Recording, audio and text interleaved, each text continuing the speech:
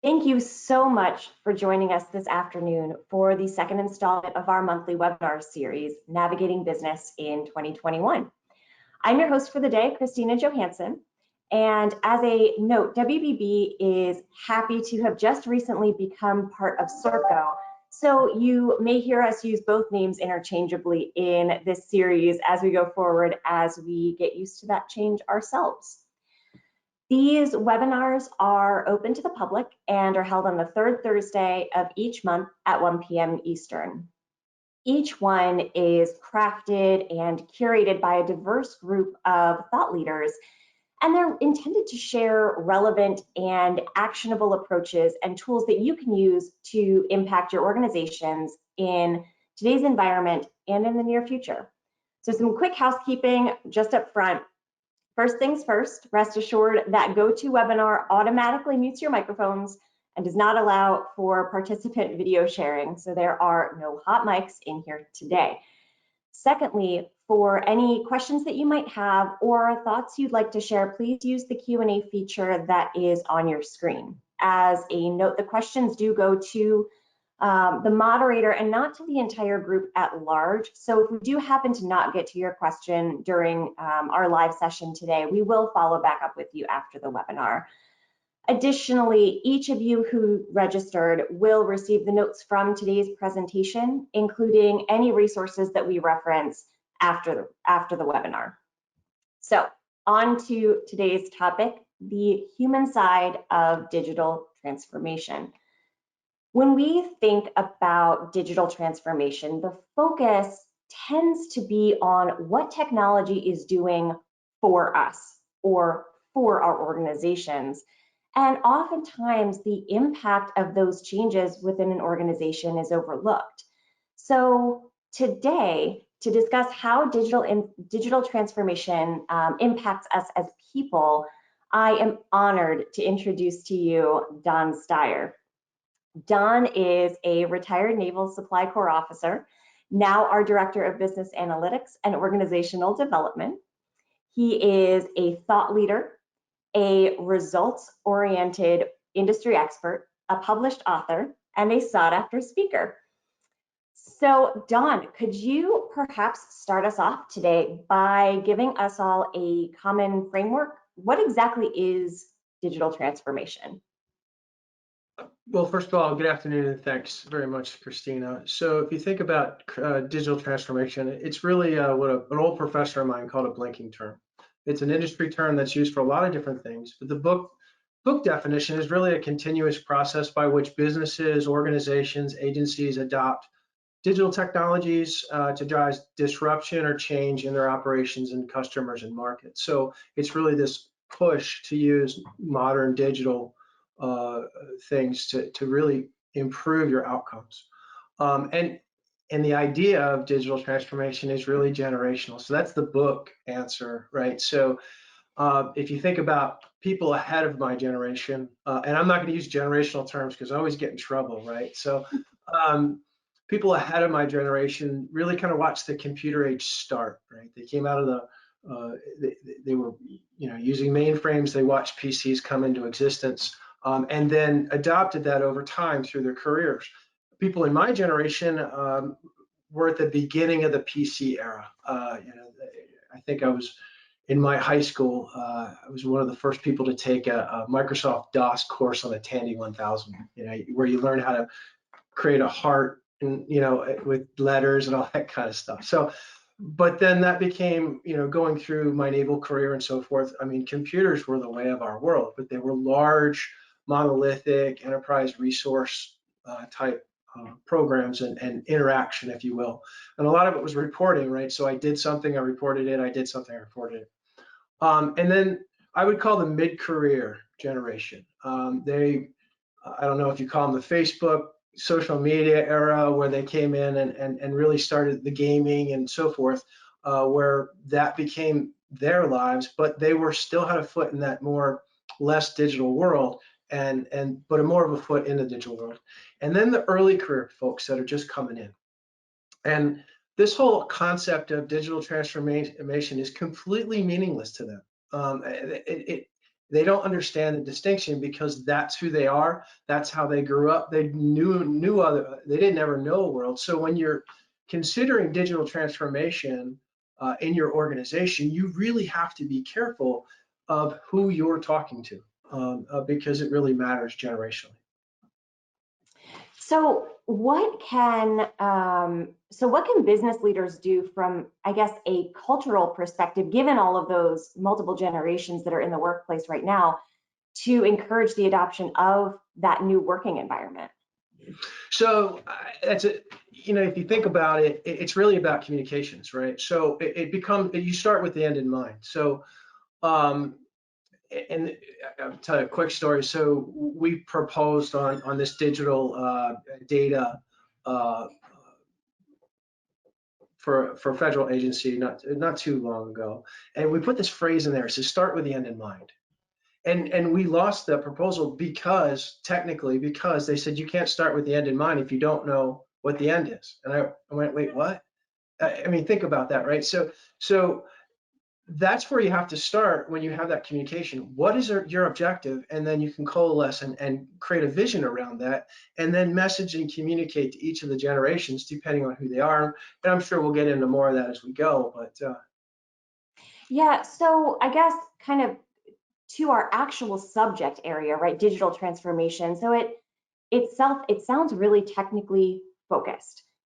Even with the definition that you've given, even with talking about these multiple generations. So in a recent HBR article, the modern organization as it stands today was referred to as a complex socio-technical system.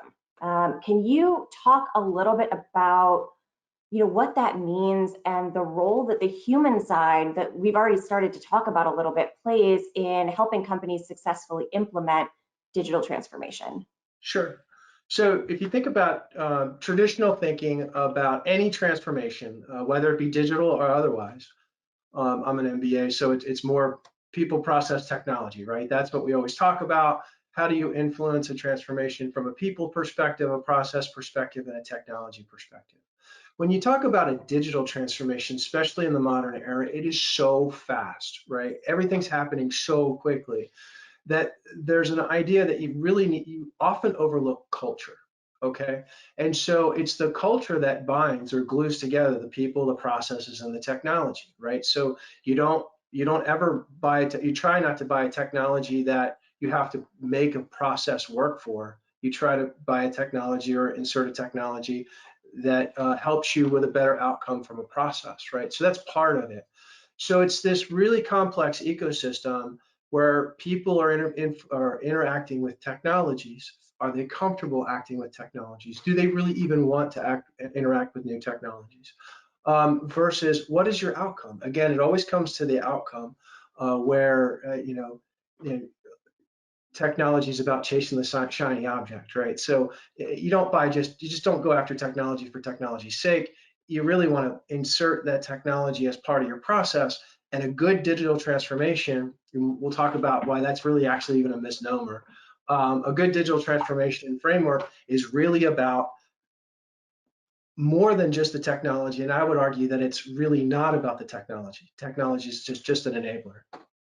So, okay, so we will come back to that misnomer point, but I'm curious because it dovetails into what you were just talking about, is that you shouldn't be doing new technologies just for the sake of doing them. But I have a feeling that there are a bunch of folks who are listening to this where they're like, like I really see my organization really does do that. They don't have a plan, they don't have a strategy.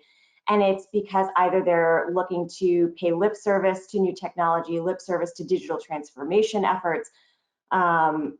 What do you recommend for those organizations, and what paradigm shift do they need to have in order to really fully embrace the digital world that we're in? Well, not to steal some of your thunder, but 70% of the organizations on a recent 70% of the organizations recently surveyed said that digital transformation becomes significantly more important, but 20% say that their digital transformation efforts are not effective. And it goes back to your question. So why is that? Well, number one reason is leadership, right? It's a top-down approach. Whenever you're doing, so this is where the misnomer is. The misnomer is digital transfer. If you're making a transformation for your organization, your agency, or your business, we live in a digital world. So of course it's going to have a digital component to it. So it's really about what that transformation is. Well, transformation requires what? It requires a guided approach from top-down leadership. Do you have a vision? Do you have an end? Do you have an objective? Are you working with your people so that they see, you'll have early adopters in that group. Are you working with them so that you can show use cases or tell stories of successes in your organization so other people within your organization feel more comfortable with your vision? The other part is, do they trust you that these transitions personal, and you can accept those transitions personally and gracefully? They trust you as a leader and as an organization. And do you give them some time, right? That's one of the things that we often run into is technology is speeding up. If anything showed us in the last year, we had to completely shift from an in-person world to a completely remote world. That forced us to use technologies many of us weren't comfortable with. And those technologies then were forced to adopt new functionality and new capabilities as fast as they possibly could to accommodate all of this. If you think about, those early Zoom crashes and things like that, and most of it had to do with they just weren't prepared for that kind of change. So there's two sides to that coin. And then, another part of the answer to your question is the organizations didn't assess their culture, right? We talked a little bit about culture from a generational perspective, but let's look at it from just who people are. And Everett Rogers popularized a theory of diffusion of innovation in a same titled book in 1964. Recently, Simon Sinek made it really commonplace in some TED Talks that he did, talking about the diffusion of innovation within a bell curve, and as innovators, early adopters, early majority, late majority, and laggers. Now, I'm not going to wear everybody out with a bunch of theory. So in a more practical sense, you could really classify your organization and the people within your organization as chasers, pacers, or movers. Okay, so chasers are what I used to be 10 years ago. Let's go find the next shiny object. I love technology. I was self-proclaimed ambitiously lazy. So if I had to push a button every 30 seconds, I was always looking for something to push the button for me so I could go do something else. But I would chase technologies, and that gets you in trouble because you're just chasing the next, and your organization and your people cannot keep up, right? And then you have pacers, and that's all the way opposite end of the spectrum, where these are folks that are really good at what they do. They're comfortable with what they do. They're comfortable with the technology they use. And if they need to change or improve or produce more, they're either going to hire more people, try to streamline a process, but they don't want any of this new stuff. Okay, they're not interested in power apps. They're not interested in mobile applications from your phone, right? They're just not, and that's okay. But again, then you have movers, and movers are common in your organization, and in many ways good, and hopefully your leadership are movers, because they're looking at people, process, technology, and culture and trying to balance those, because they're trying to balance them against an end objective, right? You're not going to change something just because. You're changing something either to avert a risk, or mitigate a risk, or you're trying to advance the ball down the field. So if you look at it if you can bin your people into chasers, pacers, and movers, then you can identify how to message that back to them in practical change management ways. The other thing is it's speed, right? How fast do you want to go? And so in a recent project we worked on, just to kind of bring all this together, we had a client who was trying to manage a very large project from PowerPoint, Excel, and an old Fortran database.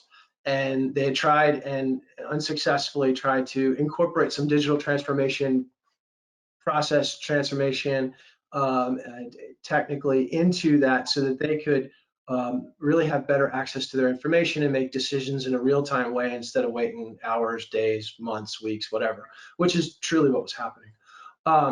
And so the reason that they were not able to do that is because they took a very detailed process approach. They didn't back up and say, okay, what do I want to know, right? If you ask your client, if you ever ask a client, and this is almost heresy in the Department of Defense, but if you ask a client, if you could only get one slide, what would be on that slide, right? What are they going to tell you? It's going to take them a while to figure that out, right? It's the modern way of saying the 5 whys, right? So if you do that, that's what we did. We whiteboarded out, we brought it all back, grabbed some data. They had globs of data. I'm an MBA, not the data guy. That Jack will talk about data next month, but and we put it in terms of not just what the technology would provide, but what they needed the technology to provide. What answers were they trying to get initially? Well, 3 weeks later, they were able to use that. And then it took a while for the organization to catch up because now the boss had access to information that he never had access to, and they were trying to catch up. 2 years later, well, first they went into COVID, then all of a sudden they had a way of, doing reviews and things like that digitally, but that was really neat. But 2 years later, they came back, and I just heard the other day that they successfully were able to put in all the information into the tools they needed to be able to do this from a very holistic way. They finally adopted it. That's great. It's a long timeline, but really that's great that they were able to actually kind of make that work from the top down and kind of change that culture into being able to really use that information and that data to make decisions. But when you think about an organization that was probably loaded with pacers, that's a really fast timeline, Yeah, right? that's fair. And what was the difference? The difference was we went slow, and we did it in small chunks, and people were able to catch up to it, and they weren't threatened by it. Initially, they were very threatened because we didn't just move their cheese, we took their cow, but and so they were able to catch up over time. So I think that's a great example of digital transformation. I think we had a question from the audience that was asking for kind of an example, and I think that's a pretty good one of being able to take kind of those smaller disparate products into something that is more dynamic, that can be used sort of real time.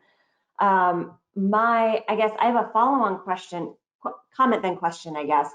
I really liked kind of those 3 differentiators of folks a little bit more maybe than the generational piece that we talked about in the beginning, because you can have any one of those characteristics and be in any one of those generations. And I think being able to see where your workforce lies in terms of their capabilities and their willingness to adopt new technologies is really probably more key to culture, the cultural adoption of digital transformation necessarily than your generational demographic per se. But my question Probably one of the most dangerous things, not to interrupt you, but one of the most dangerous organizations is to have an organization loaded with movers. They're the toughest to manage, right? Because they're all good. As long as you can get them going in the same direction, you can do pretty much anything, right? Yeah. But most movers are independent, self-proclaimed independent actors, and they're all over the place. Yeah. And they're going to go in different directions. They take a measured approach, but they have a different goal, right? So balance is key. Balance is key. So what do you think, we've talked about culture, we've talked about processes, we've talked about all of that. What do you think the most challenging part for an organization is in actually implementing some kind of digital transformation? So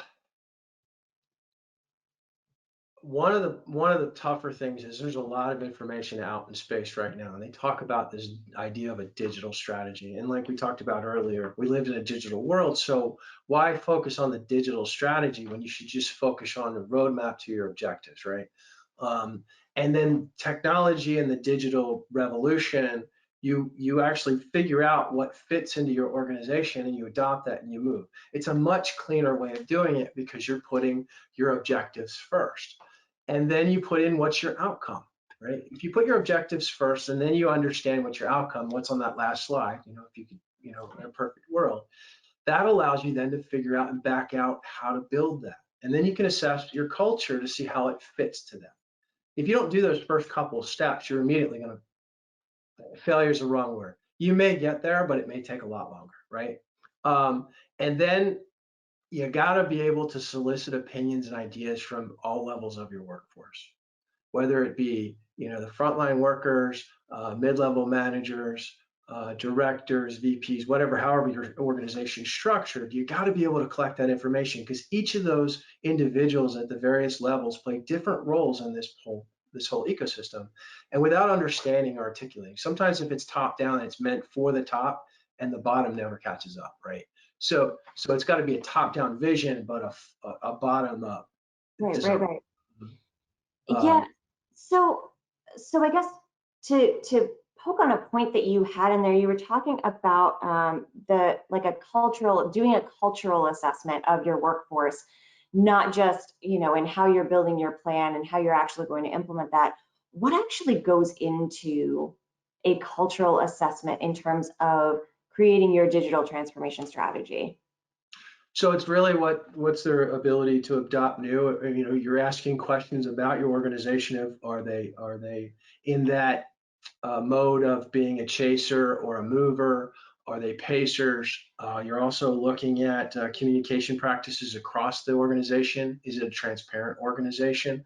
There are different markers for different organizations that you want to look at, and it's highly tailored. And that's probably the one thing I learned from our leadership development and culture folks is these surveys that try to benchmark against industries give you sometimes a false positive, because culture is such a snowflake or such a unique thing to an organization. So I'm not going to try to answer all levels of your question, because it really is the old classic MBA answer is it depends, right? You need to go in and understand what you're trying to achieve, and then ask questions that get you there culturally. Um, but I will tell you one thing about culture, that in this world, if you're going to move into this mover world, is you got to remove the fear of failure. Not all digital projects, transformation projects, are going to succeed. They're just not, but you've got to be able to. Several years ago, we were working some innovation projects, and I really got into the lean startup process, and I can get you information of that later. But the idea was to fail faster so you could win more. Well, explain that to government folks and former military folks. The whole idea of failure is just foreign to them, right? But the idea is you got to remove failure, the fear of failure, and you've got to encourage people for creativity and entrepreneurship, if you will. So I have an audience question here. How do you create connection and show that you value people in a remote environment where all you do is connect with technology? I'd flip that to a positive. So in my organization, we have offices all over the country. We also have a lot of remote employees. In many ways, now this isn't in every industry, this is my personal experience. The ability to have a conversation like we're having, we weren't doing before. It would be a phone call, right? Yeah. Or we'd all be in a boardroom, and then there'd be those two people plugged in, and you'd hear their voices like God in the overhead. Wait, I'm missing the slide. I don't know what slide you're on, all that kind of stuff. So these technologies have been able to allow us to really, really broaden our reach and have a closer personal connection with people because we see their faces. But granted, it's not all about plugging in the technology. And I'll be honest, all of our organizations, and ours included, need to really look at the human aspect now that we're coming out of this. There's going to be some kind of a hybrid. It's not going to, the organizations that think, okay, now we're going back to where we were in January of 2020. Okay.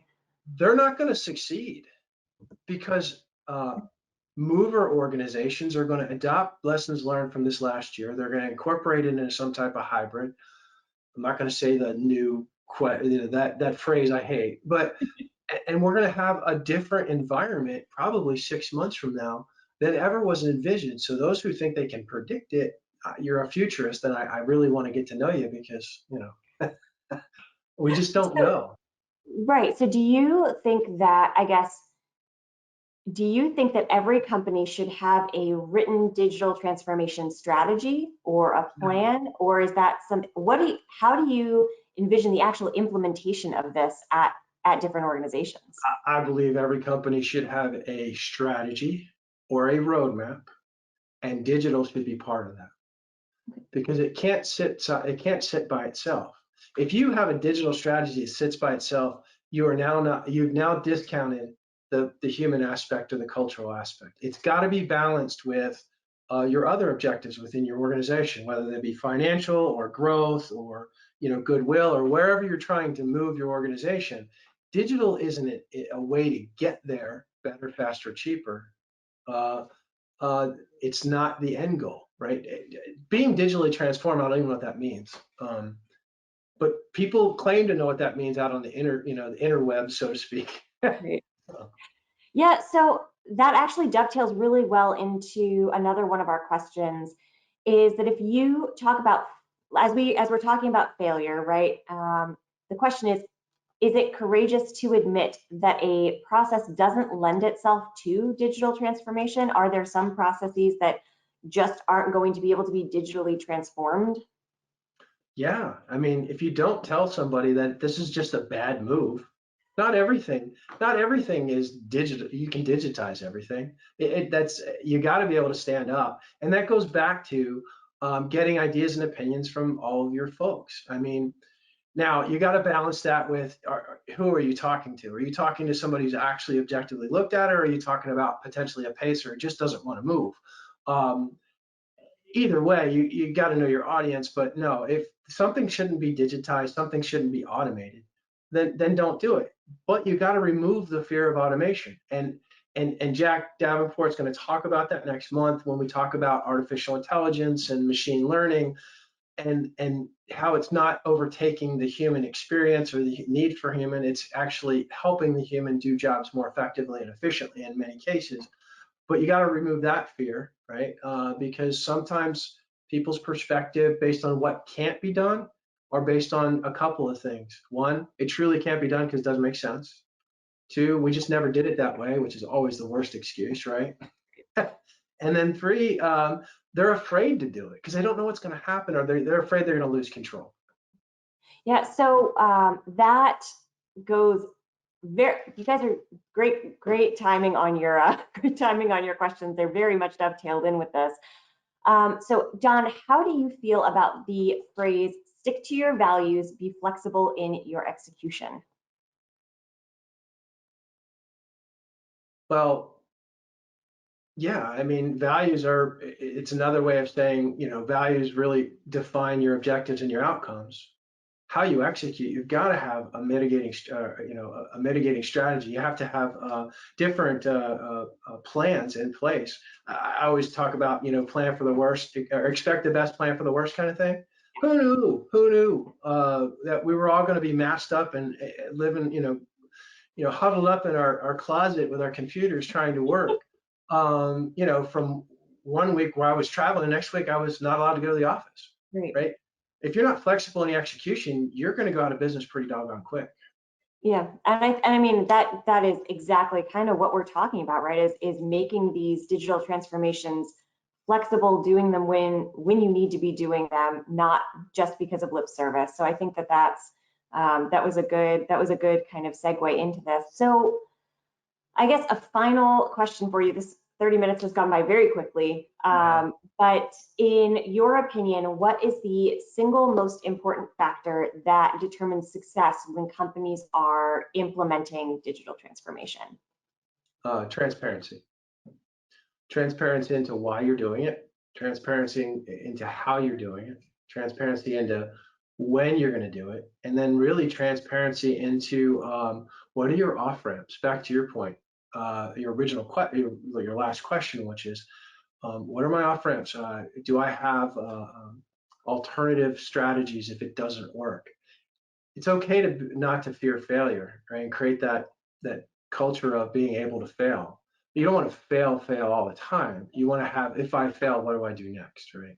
So it's really about transparency, especially in this digital age. You can't try to hide something because it's gonna come out, right? So just Absolutely. be honest, be trustworthy, and move. Oh wait, and yesterday we learned you got to be authentic too. So Authentic. Yep. So I guess if I could summarize sort of in one sentence what I've sort of heard you say today, Don, it's that it's integral for organizations to have that transparent and measurable roadmap that's going to allow for their people and the organization's culture to keep up with and grow with kind of ever-changing technologies, right? yep, absolutely. Great. So, Don, thank you again so much for all of your insights today on the human side of digital transformation. And thank you all for joining us today. As a reminder, if we didn't quite get to your questions live, we will send you a message afterwards. And we will also be sending out notes from the presentation today and any resources that Don referenced. So we look forward to seeing you next month, where we will be continuing this webinar series with a topic that impacts all of us, as Don has previously mentioned, that will be on artificial intelligence now and in the future. So machine learning and artificial intelligence are changing the way that we do business and are now integrated into every aspect of our lives. This webinar will discuss the specific opportunities and pitfalls to avoid when considering integrating machine learning and artificial intelligence into your projects. That will be on June 17th at 1 p.m. Eastern, and we really look forward to having you engage there as well.